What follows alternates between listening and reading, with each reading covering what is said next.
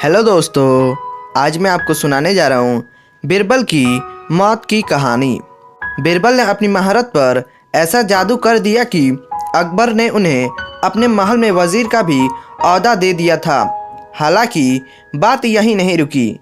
माना जाता है कि अकबर ने बीरबल को वजीर से राजा बनाने का फैसला कर लिया था। इसी के तहत अकबर ने बीरबल को खूब सारा सोना, सेना और विशाल जगह भी दे दी, जिसके बाद लोगों ने बीरबल को राजा बीरबल कहना शुरू कर दिया। इसी समय अफगानिस्तान के बाजार में कुछ लोग अपनी ताकत से वहां के लोगों को लूट रहे थे। लोग इस जबरन वसूली से बहुत ही ज़्यादा परेशान हो चुके थे। आबादी और वीरान हो रही थी। हजारों लोगों का सामूहिक पलायन होना शुरू हो गया। ऐसी स्थिति में अकबर ने अपने अहम सिपह सालार जैन खान कौका को अफगानिस्तान में शांति के लिए चुना। वह मुगल सेना का एक प्रमुख सैनिक था। जैन खान युद्ध का सारा सामान लेकर अफगानिस्तान के इस कठिन इलाके की ओर निकल पड़ा। अफगान जाने का रास्ता जंगल पहाड़ियों से होकर गुजरता था, जिसके बारे में सेना के किसी भी इंसान को जानकारी नहीं थी।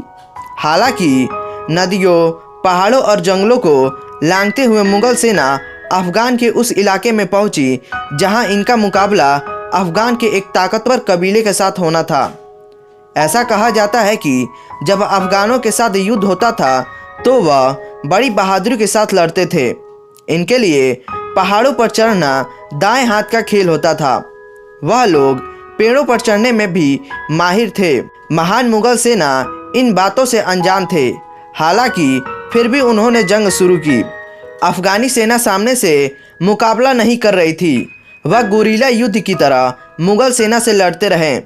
इसका खामियाजा मुगल सेना को उठाना पड़ा और उनका काफ़ी नुकसान भी हो गया। मुगल सेना पहाड़ों की चढ़ाई करते हुए थक चुकी थी। उनका राशन पानी भी खत्म होने लगा था, जिससे आगे बढ़ने में कठिनाई हो रही थी। अफगान सेना से लड़ना उनकी उम्मीद से कहीं ज़्यादा मुश्किल था। कहते हैं कि मुगल तकरीबन यह जंग हार ही चुके थे। तभी जैन खान कोका ने एक चाल चली।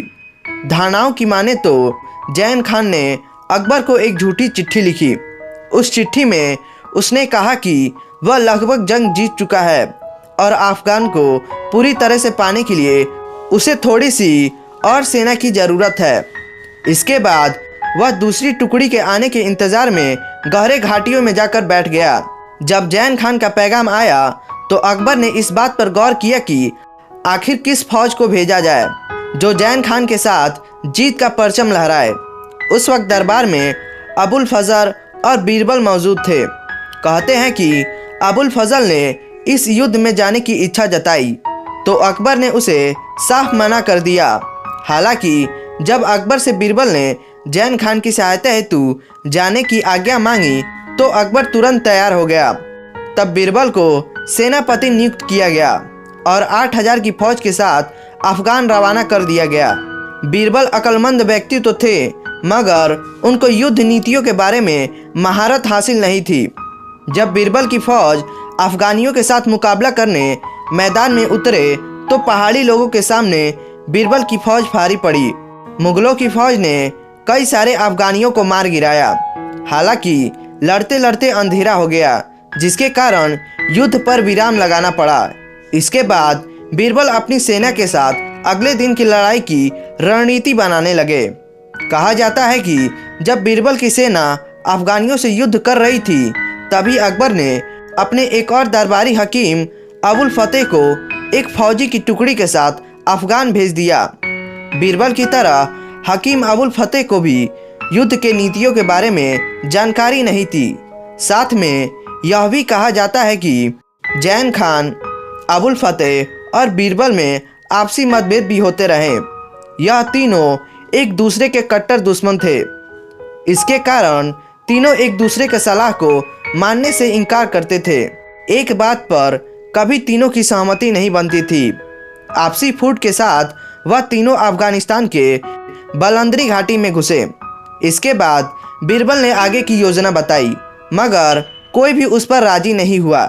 इसके बाद तीनों अपने अपने अलग अलग रास्तों पर जाने की ठान ली।